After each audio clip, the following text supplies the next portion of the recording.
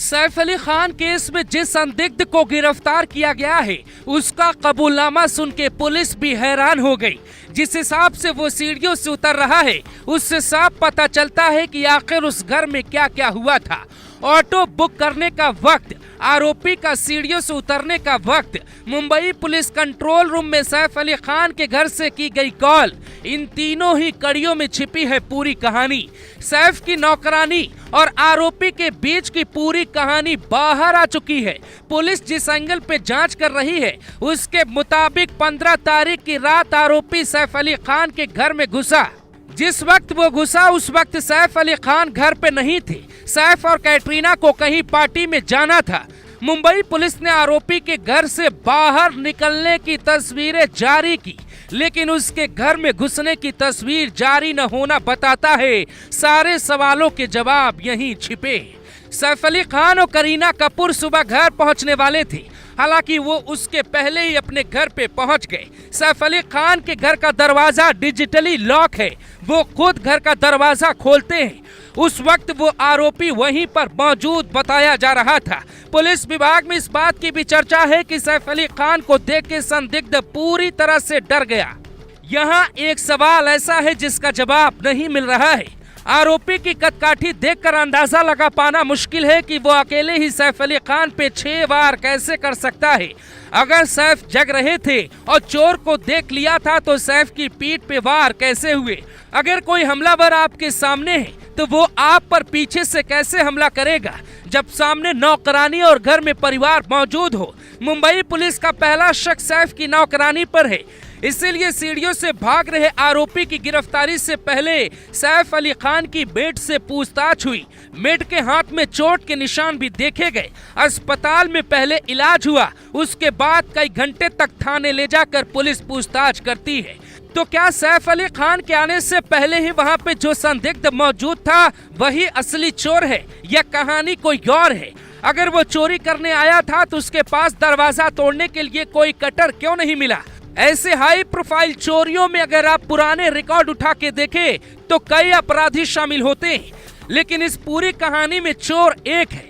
बड़े बड़े crime case सुलझा चुके दया नायक को नहीं लगता कि सैफ अली खान का परिवार जो कुछ बता रहा है वही असली कहानी है। ये कहानी विवाद की तरफ इशारा कर रही है। सैफ की नौकरानी ने उस संदिग्ध को घर में कैसे घुसने दिया? इस सवाल का जवाब मुंबई पुलिस के पास मौजूद है। नौकरानी और संदिग्ध के बीच चैट की बात सामने आ रही है। दावा किया जा रहा है कि घर के भीतर एक अनजान व्यक्ति को देखकर सैफ अली खान गुस्सा हो गए।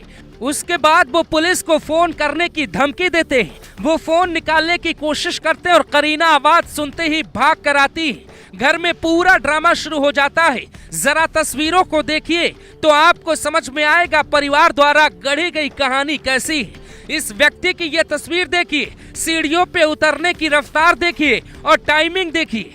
2:32 पे ये तस्वीरें सीसीटीवी में रिकॉर्ड हुई। वो तेजी से भाग रहा है। इसका मतलब क्या हो सकता है? सैफ अली खान या उनके परिवार से कोई भी अगर मेन गेट पर कॉल करता तो शायद ये अपराधी सोसाइटी के बाहर नहीं भाग पाता, लेकिन ऐसा ना तो नौकरानी ने किया, ना ही सैफ ने किया, ना ही उनके परिवार की तरफ से कोई कॉल सोसाइटी की सिक्योरिटी को किया जाता है।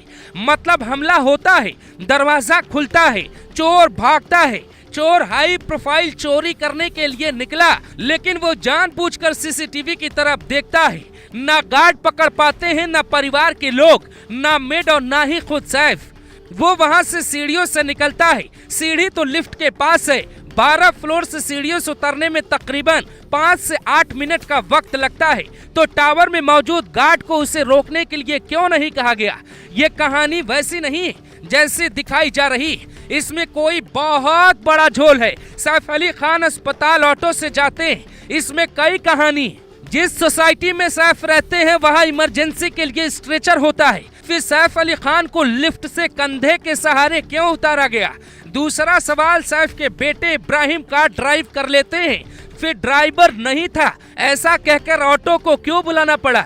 घर से अस्पताल तक का रास्ता 15 मिनट का है। क्या सैफ को बहुत चोट लगी थी? ऑटो वाली कहानी भी क्राइम सीन में कई बार आती है। मुंबई में ही जजलोया की हत्या हुई तो उन्हें ऑटो से लेकर अस्पताल पहुंचाया गया। उस केस में भी यही कहानी बताई गई कि कोई ड्राइवर नहीं मौजूद था, जबकि जब उनकी तबीयत खराब हुई तो वो एक हाई प्रोफाइल पार्टी में मौजूद थे। वहां कई लोग ऐसे थे जो खुद कार चला सकते थे और कई वीवीआईपी के ड्राइवर भी मौजूद थे। तो क्या सैफ के केस में भी कुछ ऐसा ही हो रहा है? सैफ के घर में चोर के घुसने और बाहर निकलने में ही सारे सवालों का जवाब छिपा है। दया नायक जिनको जांच सौंपी गई है वो बहुत काबिल अधिकारी हैं। वो अब तक समझ गए हैं कि चोर घर में कैसे घुसा, जिसे चोर कहा जा रहा है उसकी असली कहानी क्या है। इसीलिए मुंबई पुलिस ने जिस संदिग्ध को गिरफ्तार किया है उस आरोपी से इस केस में कुछ खास हाथ नहीं लगा है। मुंबई पुलिस का दावा है कि इसमें कोई और कहानी है, क्योंकि आसान होता है झूठी कहानी गढ़ना, पर कोई समझदार अधिकारी क्राइम सीन को देखकर ही समझ जाता है आखिर हुआ क्या है।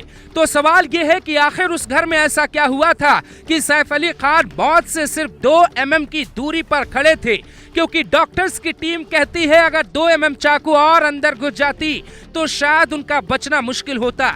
यानी चोट भयंकर है। सैफ जैसे हट्टे कट्टे इंसान को एक हल्का आदमी 6 बार वार कैसे कर सकता है?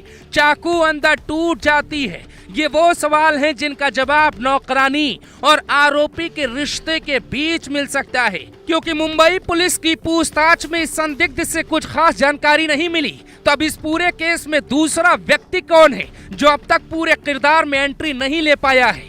मुंबई पुलिस और सैफ अली खान का परिवार आखिर मीडिया से क्या छिपा रहा है? क्योंकि किसी ने कहा है जब तक सच बाहर न आए सारी कहानी झूठी लगती है।